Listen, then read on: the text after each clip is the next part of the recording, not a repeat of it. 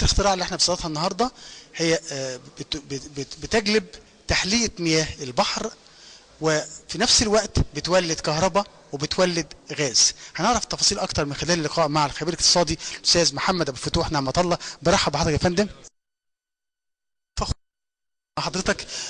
حضرتك فكرت في حاجه للصالح العام، يعني انت بتفكر مش مصلحه شخصيه، حاجه للصالح العام. احنا بصدد مشكلات كتيره جدا، سواء مشكله الميه او مشكله الكهرباء او مشكله الغاز. فكرت ازاي تعالجها؟ ازاي بدات بقى الفكره عند حضرتك؟ هو حضرتك طبعا شغال بقالي حوالي يقرب من 25 سنة النهاردة على الاقتصاد المصري. فطبعا كنت عارف ان اهم مشكلة عندنا في الاقتصاد المصري مشكلة الندرة عموما. يعني احنا في مصر خلال القرن الماضي كان عندنا مثلا معدلات سقوط مية الامطار كانت بتوصل 500 ملي على المتر المربع في مطلع القرن اللي فات. النهاردة احنا من 100 ل 200 او 250 في بعض مناطق ملي لتر او ملي متر على المتر المربع. نفس المشكلة طبعا التضاعف السكاني خلال القرن الماضي.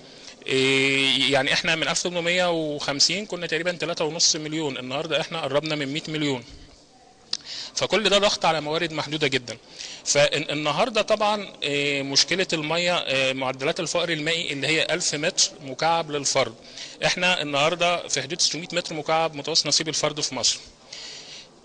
كذلك بالنسبة لمية الأمطار طبعا فيها ندرة كبيرة، فدي أهم مشكلة. يعني بنلاقي ارتفاع مضطرد في أسعار المواد الغذائية بالذات السلع الزراعية والمنتجات الحيوانية وغيرها كنتيجة أساسية لندرة المية.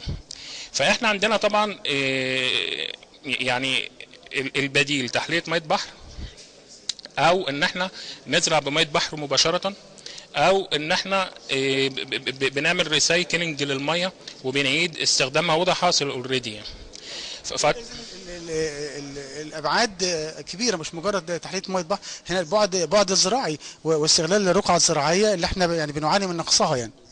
هو حضرتك طبعا انا مقدم مشروع في مجلس الوزراء في حوالي 20 براءة اختراع جديده وتقنيات جديده. ديت نقدر من خلالها ان احنا نزرع في مصر 30 مليون فدان.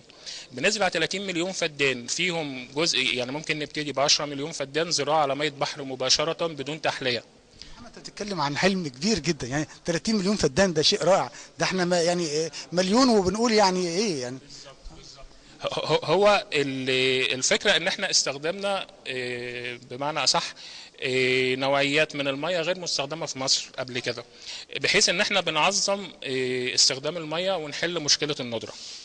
النهارده الزراعه بميه البحر ما بقتش حلم، الزراعه بميه البحر موجوده، دول كتير بدات تزرع بيها وان كان على سكيل صغير. ليه؟ هم عندهم ما عندهمش مشكله الميه. يعني الولايات المتحده مثلا متوسط نصيب الفرد حوالي 7000 متر مكعب للفرد، او معدل سقوط الامطار على المتر المربع. عندهم متوسط نصيب الفرد حوالي 10000 متر في السنه. هو عنده اما يبقى عنده متوسط هطول الامطار في معظم مناطق الولايات المتحده من 5 ل 7000 متر مكعب على المتر، ما عندوش مشكله ميه. فبالتالي مش محتاج ميه بحر على الاطلاق، غير طبعا هو عنده الانهار وغيرها. احنا بالنسبه لنا الموضوع اصبح حياه او موت يعني. احنا في مرحله فقر مائي، يمكن على مدار عقد كامل بقى لنا حوالي اكثر من 10 سنين في مرحله فقر مائي.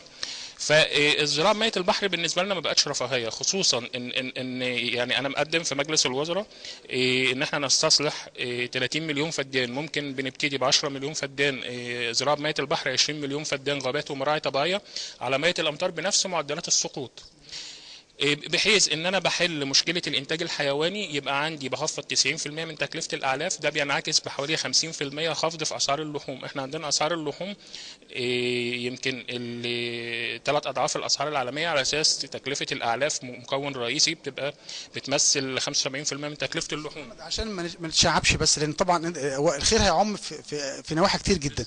بس خليني مع حضرتك انقل واحده واحده. حضرتك لما عرضت براءه الاختراع ديت على مجلس الوزراء تم مناقشتك فيها ولا لم يتم؟ كمشروع متكامل في عده براءات اختراع. طبعا الموضوع اتحول لمركز البحوث الزراعيه. مركز البحوث الزراعيه قعدت مع وكيل المركز، وفي نفس الوقت قعدت مع ممثلين ل6 معاهد بحثيه في اللي هو معهد البحوث الزراعيه. طبعا في النهايه اشادهم بالمشروع واوصوا بسرعه تطبيقه، و ده في تقارير طبعا طلعت. ده امتى يا فندم؟ الكلام ده من حوالي 2014 في شهر 5. من سنه تقريبا. بس احنا شطار قوي في اوصوا دي، اوصوا. وبعدين يعني هو التفعيل بقى.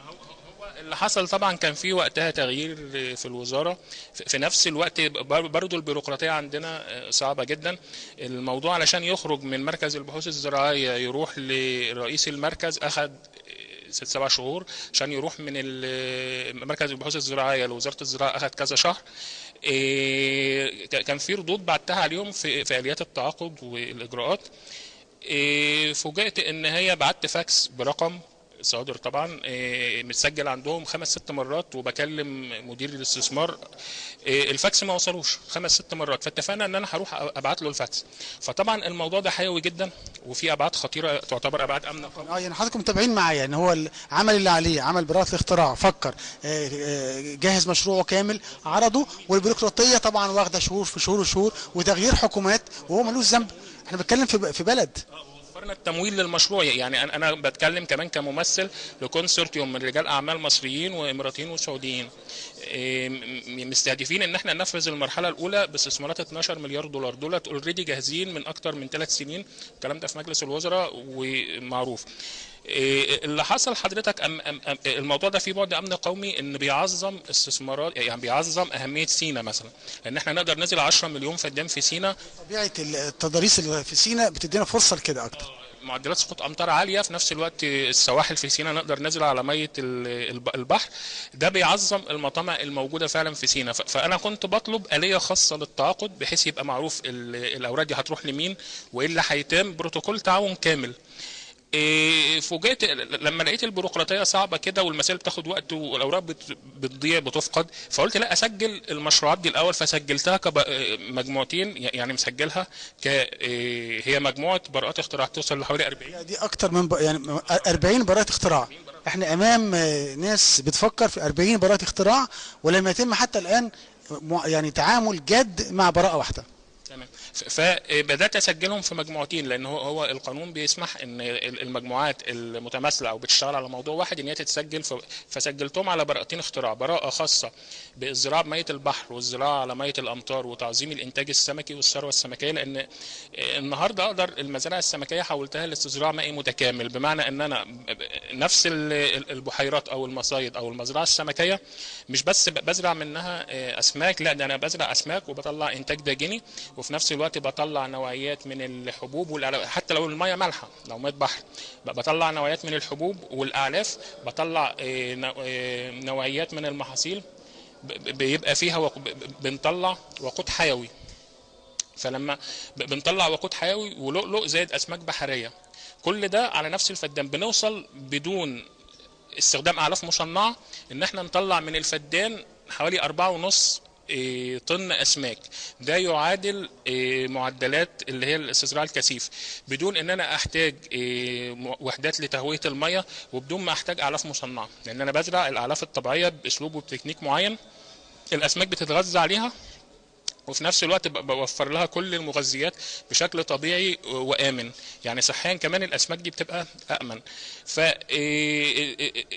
فالمجموعة ديت اللي هي تحلية مية بحر وغابات ومراعي طبيعية على مية الأمطار والزراعة بمية البحر، في نفس الوقت تحلية للصرف بأنواعه، بحيث ان انا ممكن باخد الصرف الصحي عندنا ده طبعا السبب الرئيسي لأمراض السرطان والأمراض الوبائية وكبد وغيرها، باخدها بعمل لها حاجة اسمها معالجة بيولوجية متكاملة. المعالجه البيولوجيه المتكامله ديت بوصلها لدرجه نقاء 99%، اللي هي معالجه بتوصل تعادل المعالجه الثالثيه. باخدها بزرع بيها وقود حيوي. النهارده انا بروي بميه البحر بشكل مباشر، في نفس الوقت عندي وحده كامله بقدر اطلع منها كهرباء واولد منها غاز طبيعي واولد منها غاز واحلي بيها ميه البحر.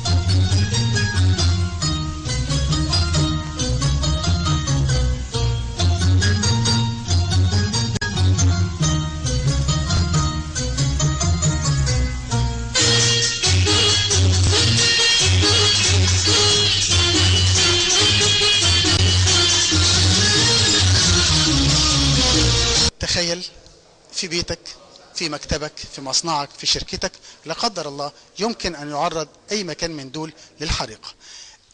إذا الأمر تعرض من خلال وصول نار لأخشاب ما تقلقوش،